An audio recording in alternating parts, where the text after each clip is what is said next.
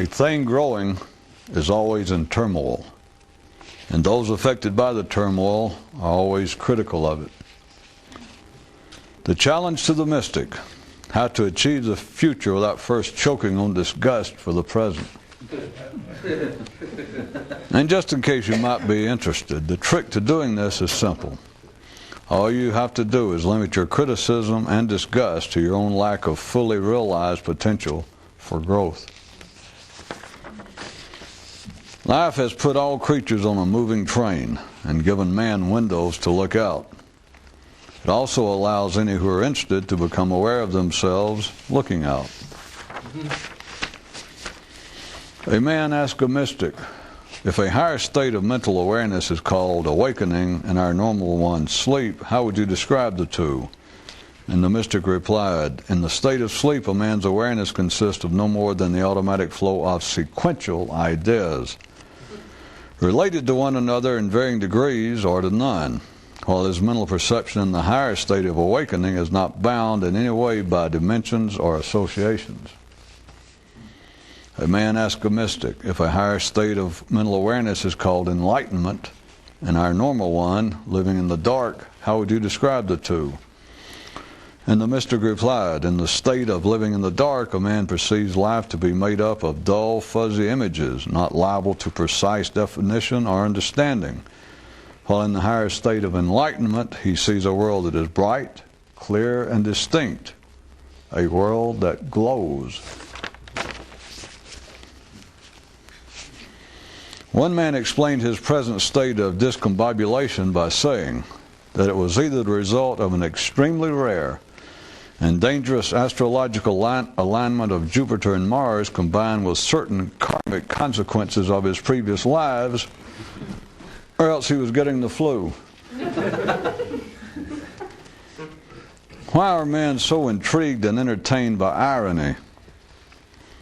At its heart is the incongruity between what they expect their thinking to be able to accomplish and what it actually does. As though somehow their laughing at ironic situations in the external world protects them from the same thing within their own intellectual processes. One man entitled his question, the mystical, the transcendental, the enlightenment. What the hell is all that stuff anyway?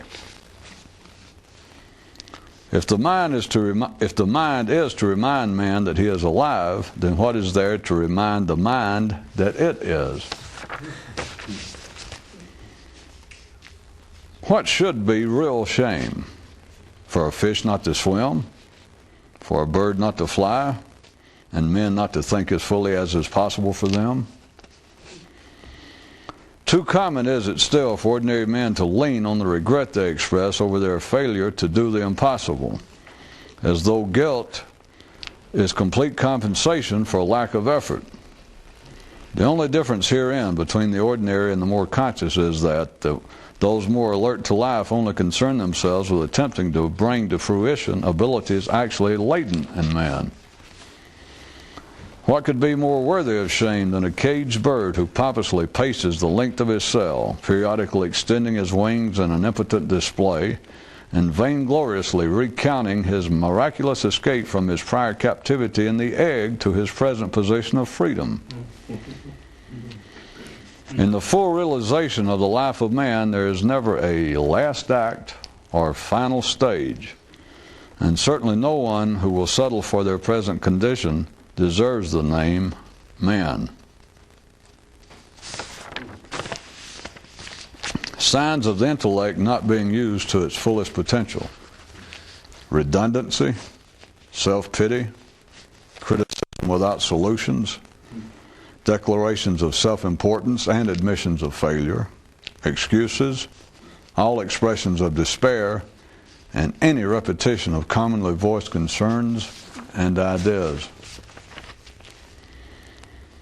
No freedom is ever possible without distinguishing the possible from the impossible, without controlling that which you can and not troubling with that which you cannot. When beings from other worlds began visiting Earth, they at first simply told the locals that they were beings from another world, which was not well accepted. So they started saying that they were gods, which men accepted too well, and things got out of control. And finally they quit referring to their origins at all and began to behave as though they were insane, so as to be left alone. And anytime anyone suspected it to be an act, the aliens would wink at them conspiratorially and say that they were engaged in the struggle to become more conscious. If the best part of being sick is in getting well, why do not men see a similar potential in their present feverish thinking? One man privately adopted the attitude of, if the future holds no potential for improvement, then the present can just take a hike. It's not easy for men to hear descriptions of their captivity without them also believing that they're receiving guaranteed methods of escape. To fabulistically say that it would benefit man were he to be more like a lion, an eagle, a warrior, or a god is actually ill direction. For the immediate job at hand is simply for him to become more fully man-like. The only way that the simple know to make their presence known is through physical action. The only way known to the more civilized is to brag about what they know. Only the more conscious know not to make their presence known. One man says he's now begun to wonder if men are naturally and inescapably confined to their thinking, or just lacking pertinent encouragement.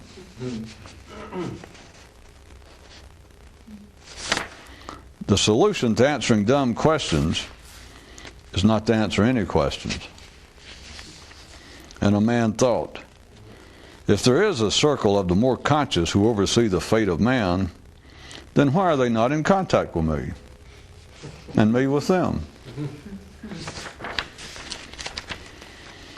Men say that for some conflicts there are no real answers, but they are wrong. There are. But they never come to light for the simple reason that they would not satisfy any of the parties on either side.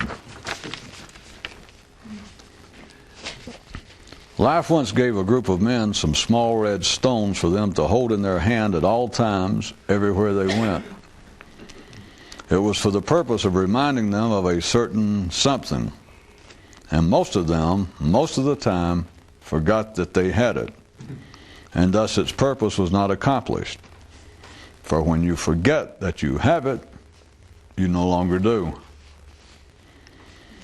Every generation or so, someone discovers the red stones with about the same degree of success. And a man said to a mystic, "What you say I sometimes find discouraging, and it seems this should not be the case. Am I to assume that this is due either to my faulty hearing or the limitations of speech?" And before the mystic could offer a reply, the man suddenly waved it away and said, "Never mind, I know quite well the answer to that." As concerns a fuller use of the intellect, one man's official query became, why all the widespread silence on the subject? A warrior of wits, never in public, draws his sword. When one man finally understood clearly what was required to walk the road toward enlightenment, he thought, "My God, how simple! My God, how excruciatingly difficult and complex!" And in so realizing, he felt both pleased, yet somehow slightly embarrassed and irritated.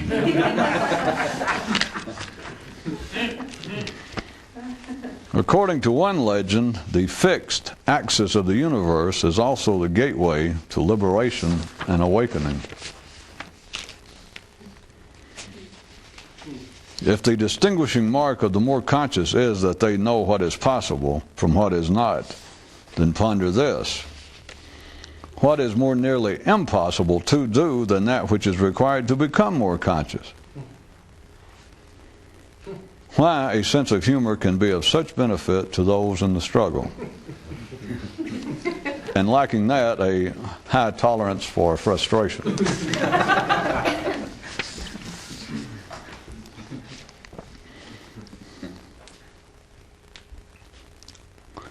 If the history of man, including all religious and spiritual accounts, is not understood on a metaphorical level, with specific practical messages for the individual, then it is no more than a crude battlefield report of man's struggle to physically survive. What do ordinary men think to be the purpose of the intellect given to him? Merely to make note of his physical comings and goings, his birth, his death, his feasts, his famines, his victories in wars, his defeats therein? If the mind be man's crowning glory, what has he done with it? He is, for the most part, content with it operating at its minimum capacity, accepting the first thing that comes to his mind as fitting and conclusive, forever taking the allegorical as the literal and the literal as local rather than the universal that it is. When a man's consciousness rises to the level of being able to see the literal for what it is, he no longer needs symbols and metaphors through which to study life. He goes directly to the source and looks at life as it literally is.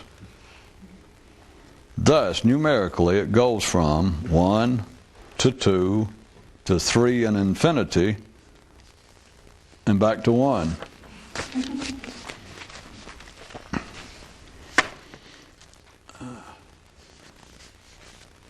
While it is a complete waste of energy at the very least, in fact detrimental, to engage in criticism if it is misdirected, and hence much of the airspace I've taken up with verbally trying to get you to consider what a waste it is. But there comes a point at which someone must consider that some things available in life are more conducive and worthwhile to one engaged in this kind of effort, and things that are less so, that there is some discrimination involved ultimately. In fact, you might note that historically there is a periodic popping up of a kind of opposition from outsiders to what they perceive to be a part of the mystical message, wherever it is, under whatever guise, whatever language. To wit, it can seem to some outsiders, whatever traces they may lay their hands on or their eyes on of some previous mystical effort, that they perceive it to be lacking in some sort of discrimination, that they find it to be lacking in any certainty. They will in fact denounce it as being a kind of spiritual or moral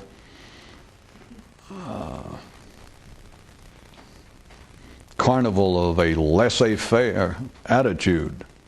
That the way they interpret it is then they condemn anyone who would pursue such a course as being people without principles, people with no clear definition of right and wrong, true or false, proper or improper behavior, which is, I repeat, an outsider's misinterpretation. But on the surface it can seem that way, and on the surface I am certainly not the first one to have ever pointed out that under certain conditions that you are absolutely committing suicide to engage in any criticism of life. Having said that many times, now I have said, and I'm about to more so, now I have said what may appear to be sort of an exception to that. It's just a refinement. But consider, it should be the point that some of you can fully realize that or I'm going to make you realize it, if it's possible, that a true line, a distinguishing line between having some idea of what's going on in life, having some understanding, being a bit more conscious as to have a clear understanding and operate on the basis of that understanding of what is possible and what is not. And we consider, like a good old diagram, what is possible and what is impossible. What is impossible, immediately, let's just point out No, it's impossible for a man to fly. I'm talking about of his own physical wherewithal. It is not possible. It is not possible for a man on his own wherewithal to physically live underwater. It is not possible for a man to not die. It's not possible for a man, it's impossible for a man to live forever. Now those things are just a known fact, just to give you some idea of what we're talking about. Those things are impossible and everyone understands it. Once you get past that level with ordinary minds, it becomes much less clear to them. An aspect of what is possible, by the way, is always this. It is useful. Now, what is really useful for one to get us going? What is one thing that would really be useful? And that would be a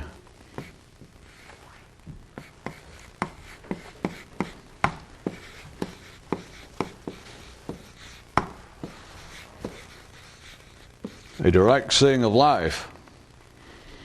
And since we have a binary diagram here, then over here we must have things that are useless.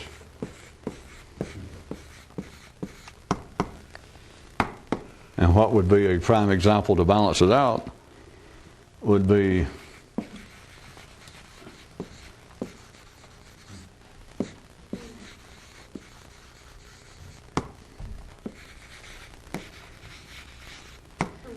dreams and theories of life. And to really set it up a little bit more, let me point out, as I started last time, there is one thing alone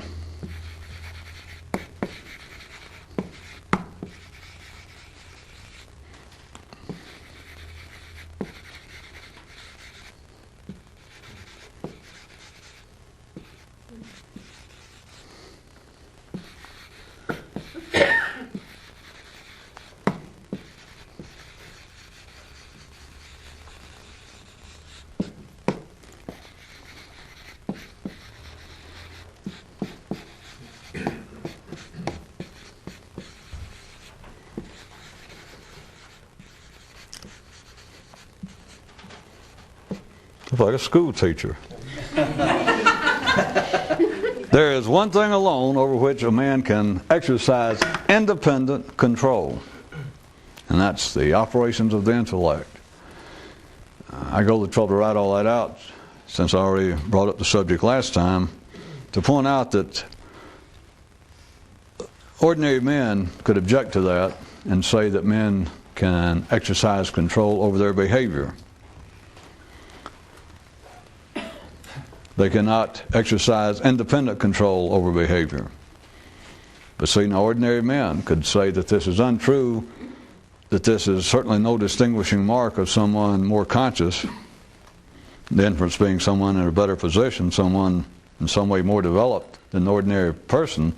They could deny that out of hand by saying that the premise is incorrect, that people can control things other than their thought processes, their behavior, because then they could say, well, a man can choose, a man can change his behavior and become charitable, go out and give blood, go out and do good work in the community, or a man can quit drinking, who's become an abusive alcoholic. But none of this is independent. That is, it requires other people. No one would be charitable, no one would change their behavior, no one would go from being a tightwad, I'm using just ordinary definitions, that his family and other people say, well, he was, up until his near-death experience and moment of epiphany, he was a non-caring, hard-hearted, rat-ass bastard. But after he survived that brush with death, he now goes out every weekend in his spare time and he does charitable work. That is not a independent control. He is not exercising any independent control. I'm just trying to figure out what I was hoping was a glaring possible exception to this. Anything that has to do with a changing a man's behavior, we're not speaking about whether it benefits him or not in the long run, but this is not an example of independent control. no one changes behavior independently. You can think about that in your spare time. I'm not going to stand here and try to prove it by any more examples.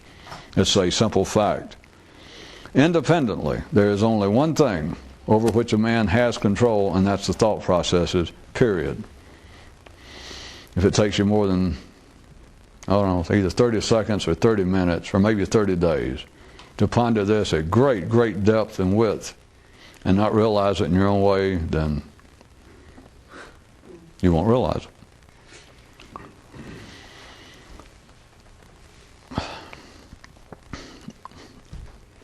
Now, as far as all guilt being, or all criticism being wasted if it is improperly directed, in line with that, of course, is from the other side of it, is people feeling that they are the brunt of criticism. Oftentimes, they feel as though it is self-directed. That is, they feel guilty. They feel a certain amount of shame.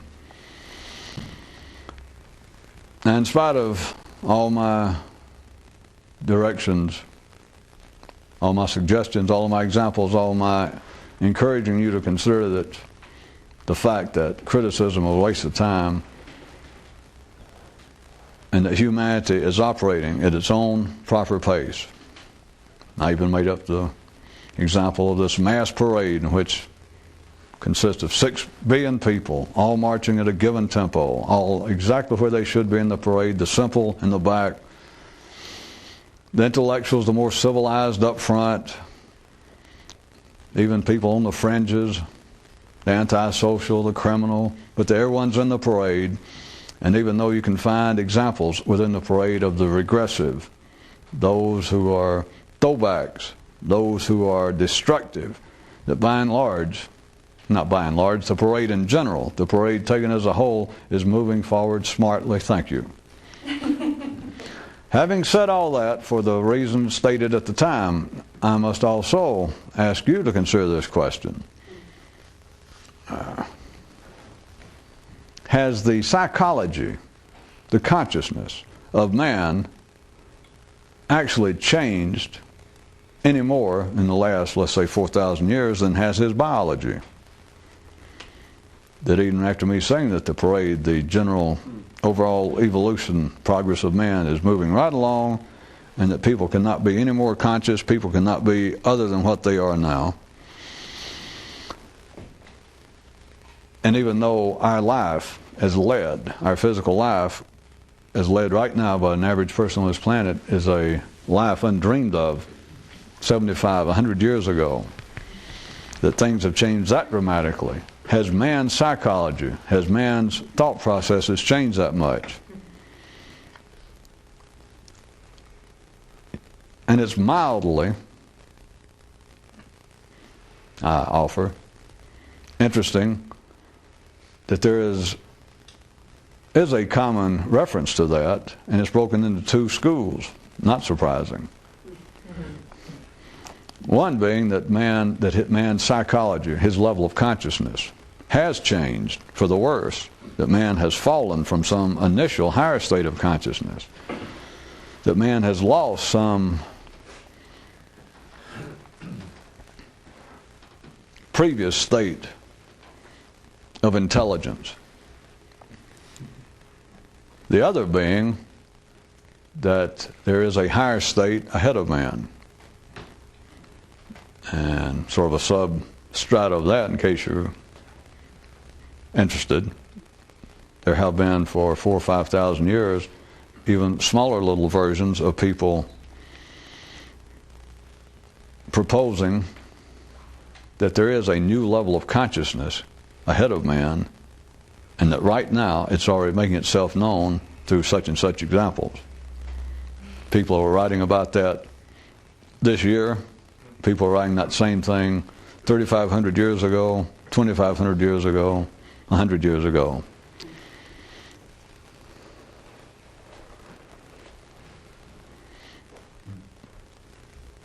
Are you sure that man's thinking has changed that much? As it affects behavior, as it affects the external world, I repeat, obviously it has. It's not even open to debate. But as I was offering to you last time, which I did sort of on a rhetorical basis, well, I've done it on several occasions, pointing out that the mind, life has man's mind continually dreaming of another state of consciousness. The simple take it to be another state of being that is so far removed from man that he is no closer to it, or I put it too rhetorically. In other words, this way, so that you don't get any more loster. Are men any closer to being able to be true Jews, Christians, Muslims now than they were 600, 2,000, 2,500 years ago? Are they any closer? That shortly after Jesus was dead and the religion began to spring up, began to get to be some organized operation, they immediately began to point out, tracts were written, sermons preached on the fact that all we can do is attempt to imitate the life of Jesus, attempt to as best we can, but none of us can do it. It's been 2,000 years.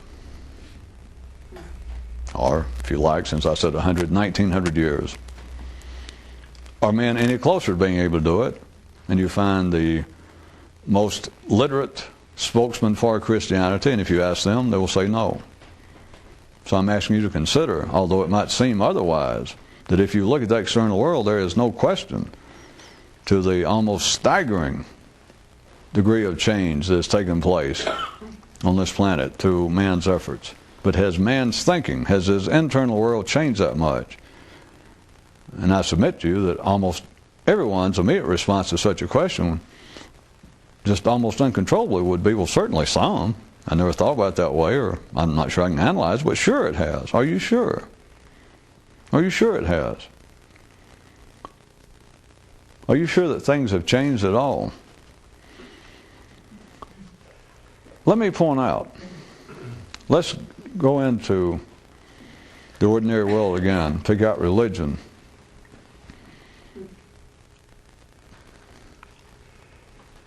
Now let's take today, right up to date. Worldwide, two of the largest religious celebrations in the world, at least the Western world, in the world, would be Easter and Passover. Here it is, beginning of the 21st century, and we have millions or billions of people once a year celebrating, having Christians celebrate Easter and Jews celebrating Passover. Literate, educated, civilized men and women. Well, I hadn't got to the point yet. Don't think there's some joke at this. It's not a joke. But look at what they're doing. In the case of Easter, 2,000 years after the fact. In the case of Passover, 2,500, 700, or 2,500 years at least, years after the fact. What are they celebrating? They say that they're celebrating, in the Christians' case, the triumph over physical death. In the Jews' case, they're celebrating freedom from physical captivity. With Moses leading the Jews out of the captivity of Egypt, physical slavery, into a promised land. With Easter, Christians say they're celebrating Jesus overcoming death for man.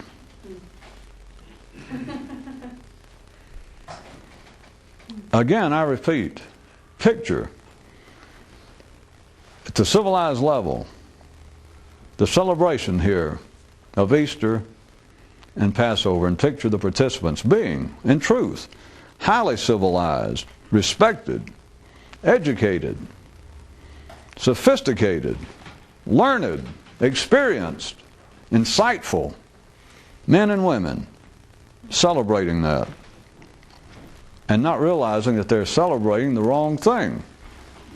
They're celebrating that which at the physical level, at the simple level, the ordinary level, I can always en passant pass off and say, well, that's the way things are supposed to be, and it's none of our business. It's none of a more conscious man's business. And it is not, because it is not his business to stick his finger in it and try to stir things up. It's not his business to tell people that which they did not ask to know, at the very least. But look, they are dealing with that which is absolutely impossible. Let me get to the examples. In the case of the Christians, celebrating what they say is the death and resurrection of a human being, Jesus, regardless of the initial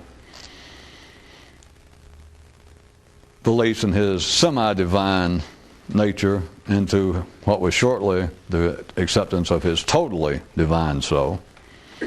But them celebrating the triumph of one man's death and his alleged actual physical resurrection, and therefore in some way it now has become the legacy of any who claim to be Christians to overcome physical death, which is impossible.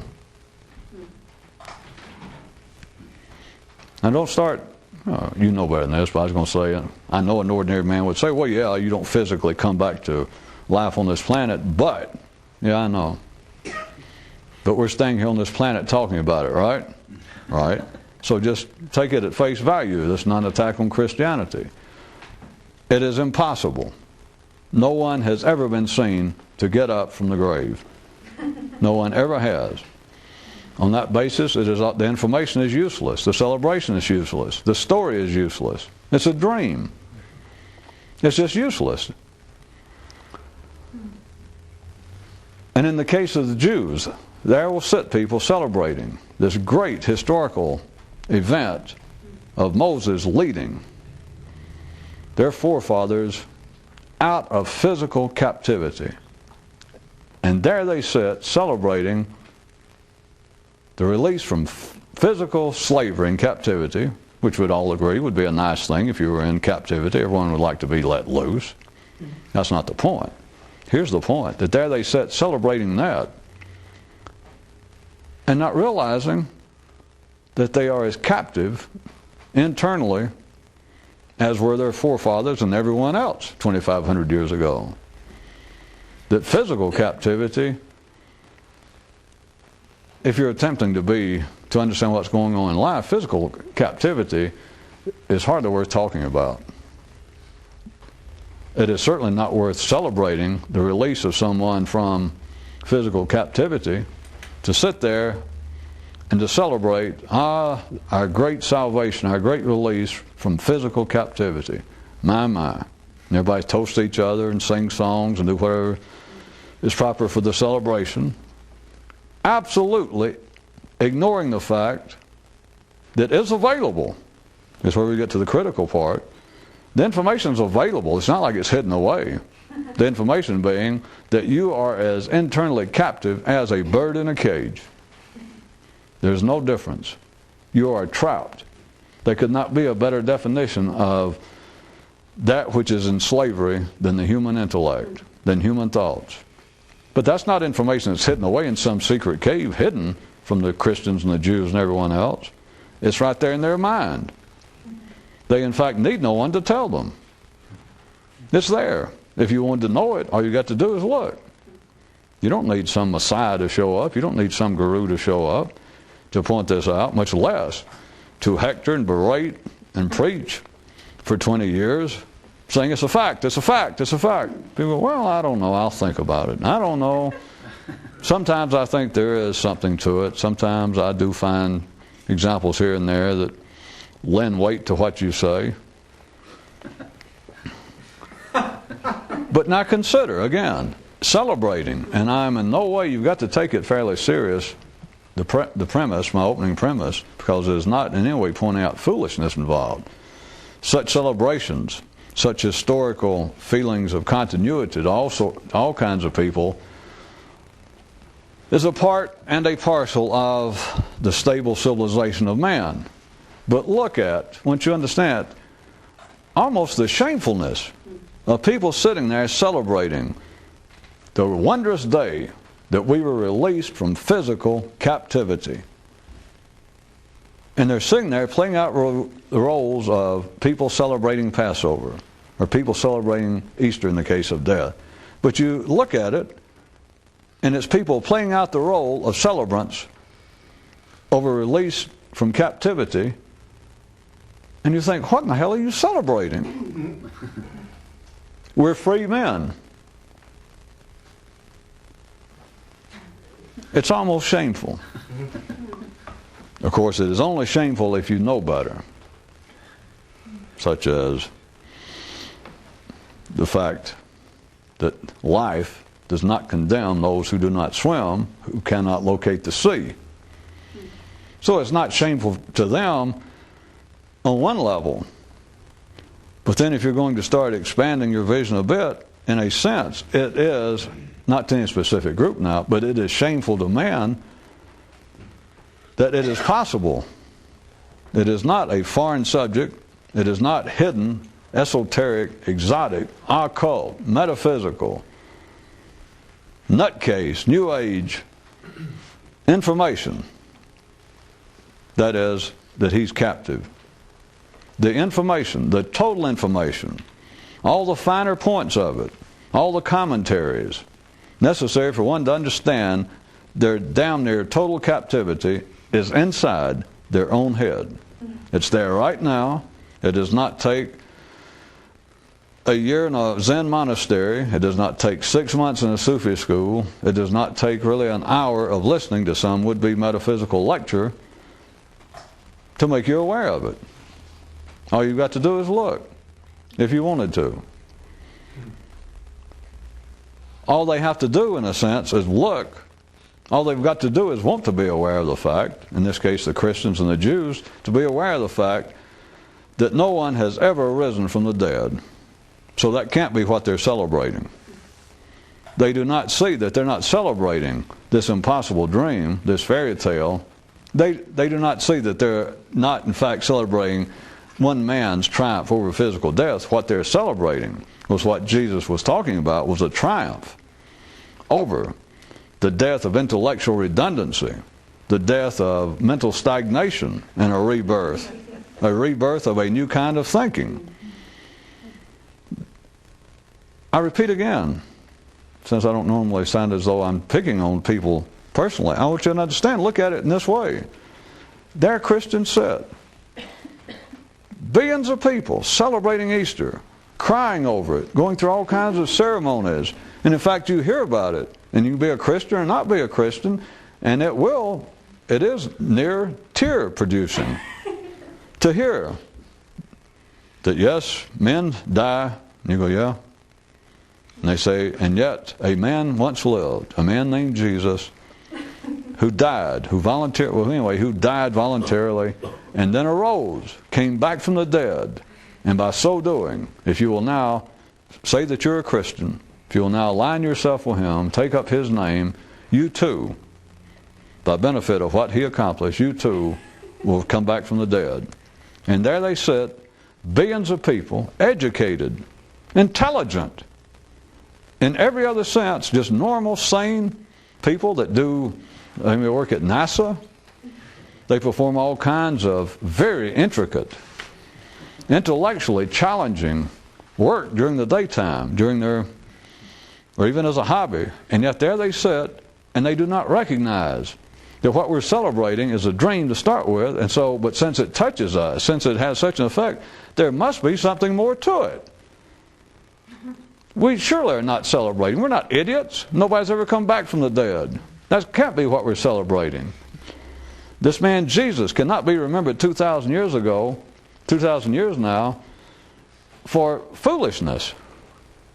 He could not have said that. He did not tell somebody that he was going to do that. He did not contribute to that. Or by the same token, for a Jew to say, come on, that can't be that we're celebrating after 2,500 years that this one man in some way said, follow me and I'll take you to the land of freedom and I'll release you from captivity. Hell, all the world's been in captivity. Back then, all the world, if you weren't in captivity, you were holding someone else in captivity. The only difference between being a slave and being a captor was just a matter of time. And so as wonderful as it sounds, they must know. You'd think it is well within reason. It is expected. It is almost shameful that no one will go. Or that they don't. I shouldn't say no one. But it's almost shameful that man, in this sense, Jews celebrating Passover, will not see. There's got to be more to this. We can't be... Our passion that we still in some way feel, that stirs in us, the need to celebrate, it's got to be more than the celebration of an alleged story of a man physically leading a group of our ancestors out of the hands of some slaveholders. It's got to be more than that. And yet they don't.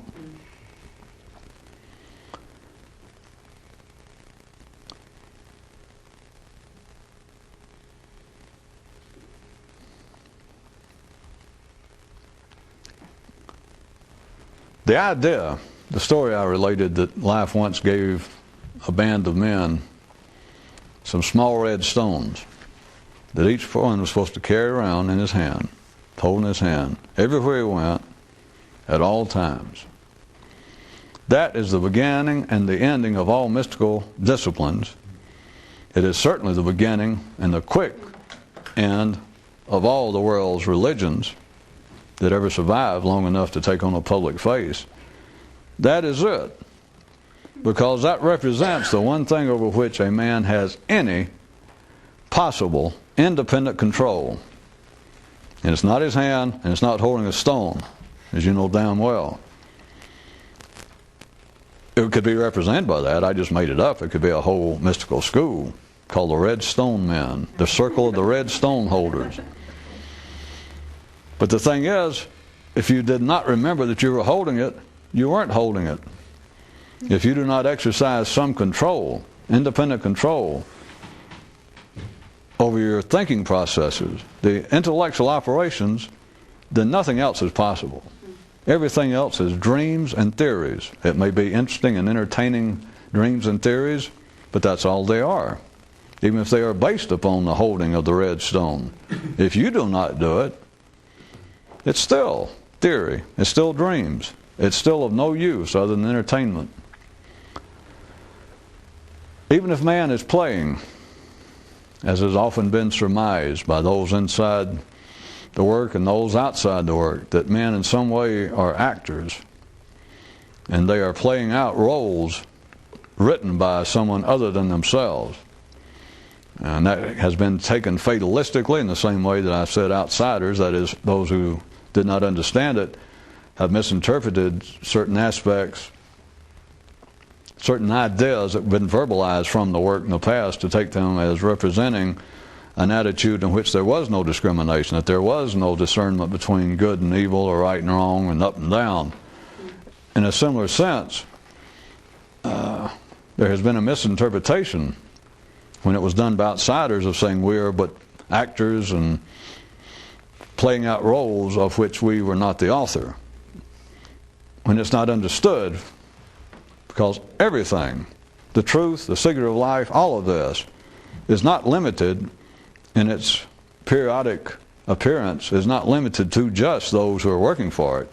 Quite ordinary men have these little unexpected flashes of suddenly seeing what's going on. It doesn't amount to anything, but sometimes they write about it. Sometimes one little flash can turn a man into what is later considered to be a historically important literary figure. He can become a dramatist, an author, a philosopher just off of that one flash, which is give you some idea of how strong it can be. But at any rate, such people as that, who I refer to as actually being outside the active effort of the quest, but just having a flash of it can turn them into dramatists and philosophers and poets who might write such things as we are but actors playing out the roles assigned to us. It can go all of that way to a use that has been, to another use of the attitude that has been utilized within the work in the past, within certain mystical schools, and that is to start people off on the basis that we are, and here they don't mean it just psychologically as the outsiders, as the ordinary poets and philosophers with a one-time flash of epiphany do with their conception of we are but actors. Inside of mystical schools run by someone who knew they have been given, started off with a premise that genetically, not psychologically, not through some trick of your environmental fate, but genetically, we are born acting a certain role, a role which we were assigned, a role over which we have whose authorship we have no control. Dash, or colon. And that the trick is, the mystical discipline is, to play that role to the hilt. But, do not forget that you're holding a small red stone in your hand. Do you follow? Well, the way they put it, I mixed it up, is to play your role to the hilt, that you first must understand. In the context really of a mystical school, they just simply took them and said, here's what it is. You're genetically born to play a role in life, a behavioral role. But out there in the public and the external world, you're born to play a role within a script over which you have no input. That's it. Dash. Now, our method here in this school is that you play that role to the hilt. If you're born to be a carpenter, you carpent like there is no tomorrow. If you're born to be a blacksmith, you smithy as though there was nothing in the world to do but smithy. Whatever your role is, you do to the hilt. But, while never forgetting that you're playing a role, which is the holding of the small red stone. It is the stable, fixed axis of the universe. That is what holds everything together. If the universe, if life itself does not remember it exists, all of this is finished. It would fly apart.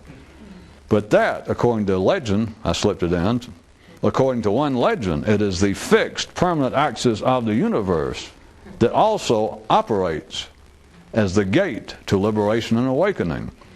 That without there being some fixed, permanent axis within you, then all ideas of any control, any awakening, any escape is an illusion.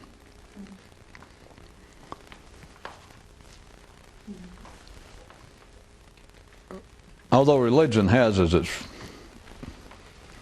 common purpose to be a supporter, a proponent of civilization, which is simply the collective socializing of man's instinctive, individual, aggressive habits.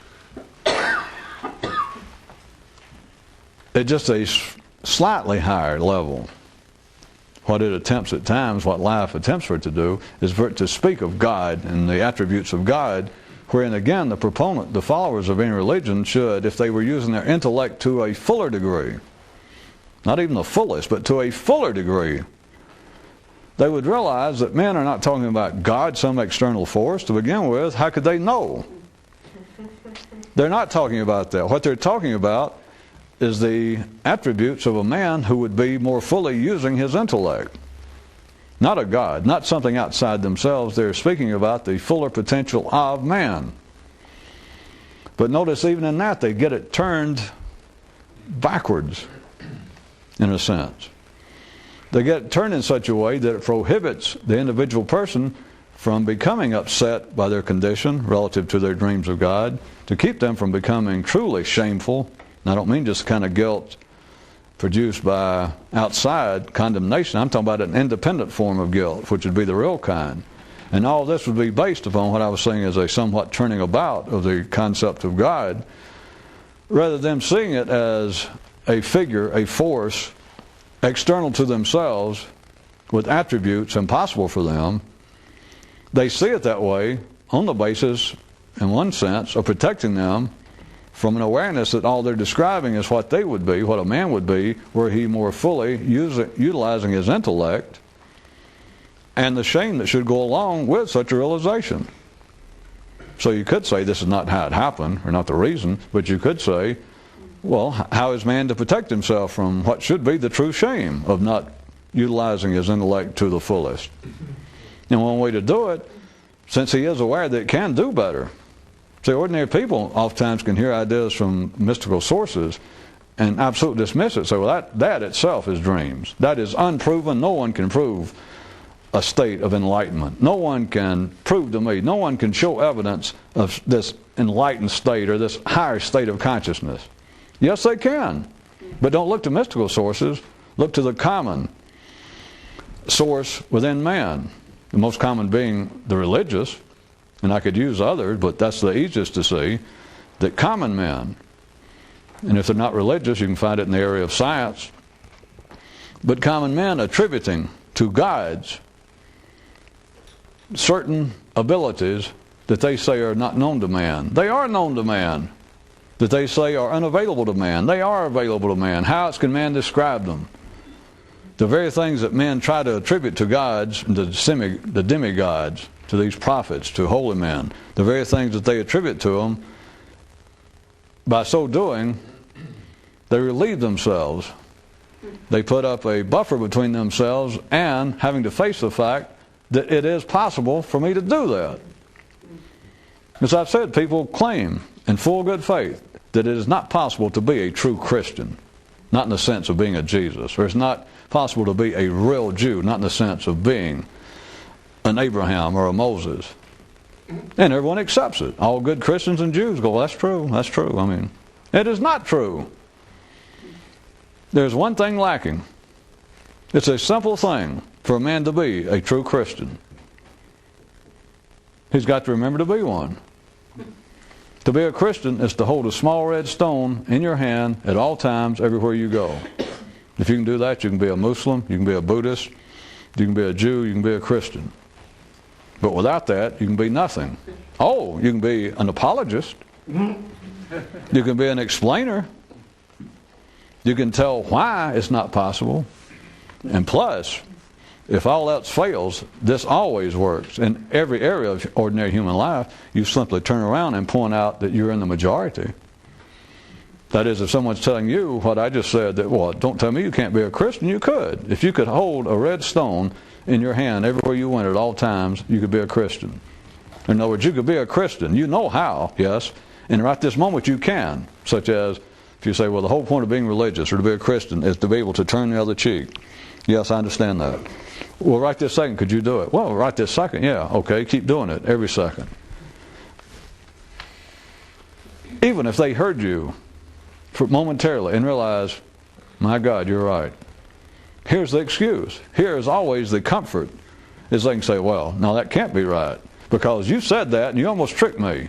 You almost made me realize that, but that's not true. That's your word, and look over here. We got 35 billion Christians with a capital C. You're just talking. You're just making observations. You don't even claim to be religious.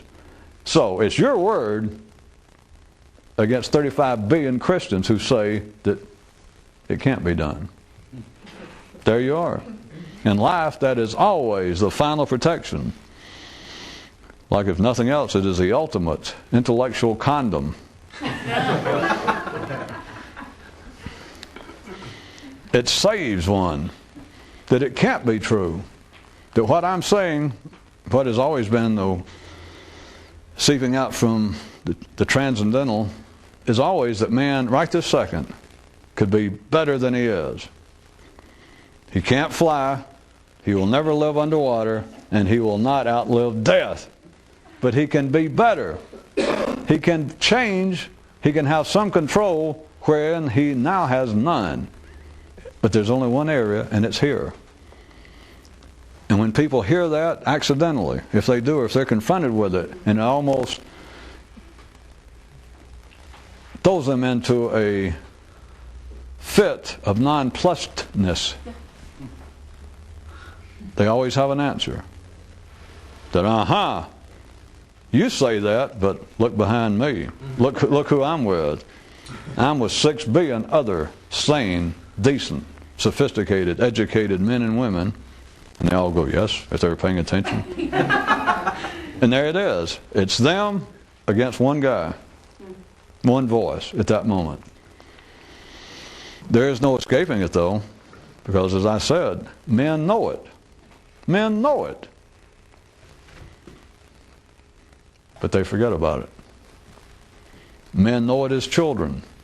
Men know it as they, and I'm not inferring that we lost something, it's just a natural process.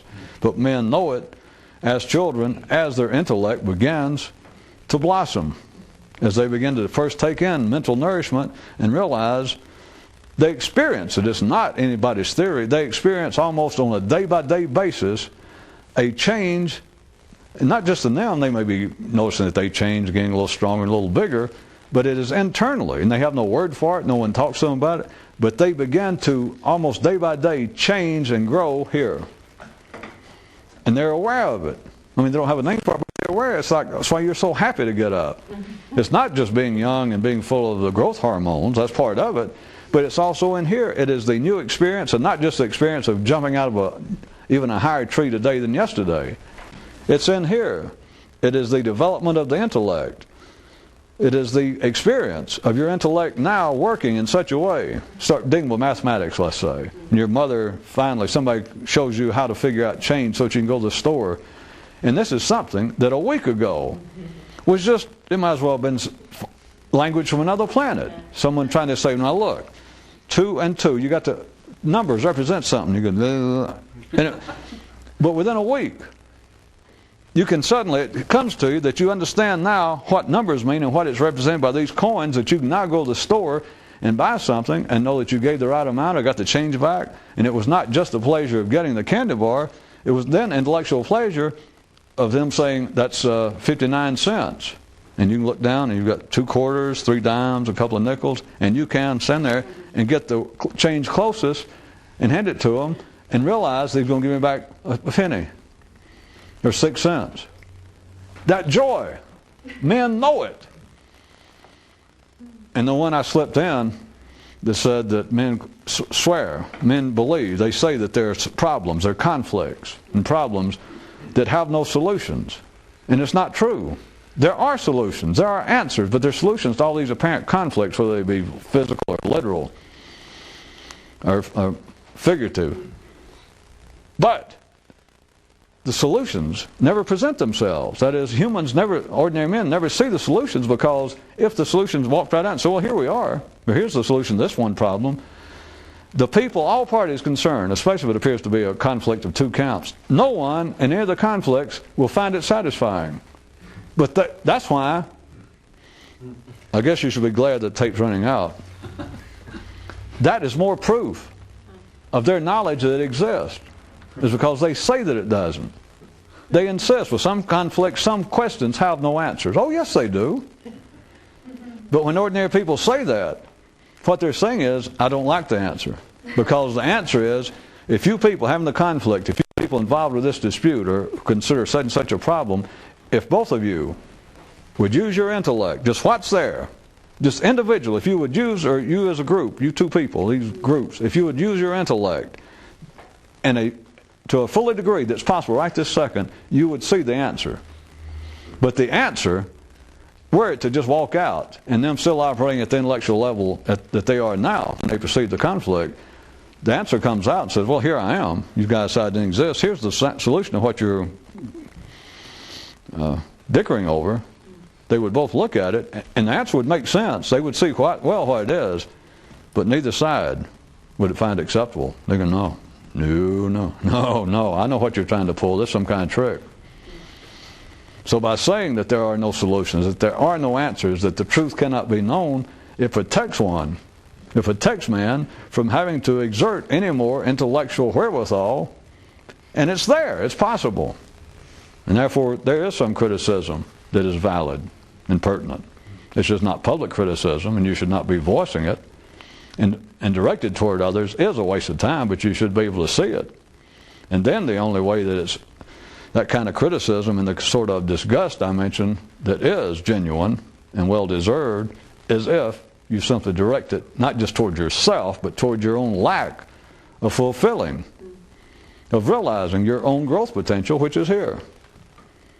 That's the only real guilt that you should ever express or direct specifically toward someone, is to your own lack of remembering to hold the red stone. Because you know goddamn well you can do it.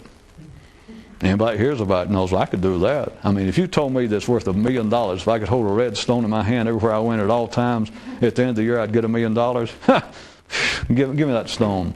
They wouldn't get out the door. They wouldn't get 2 feet away from you.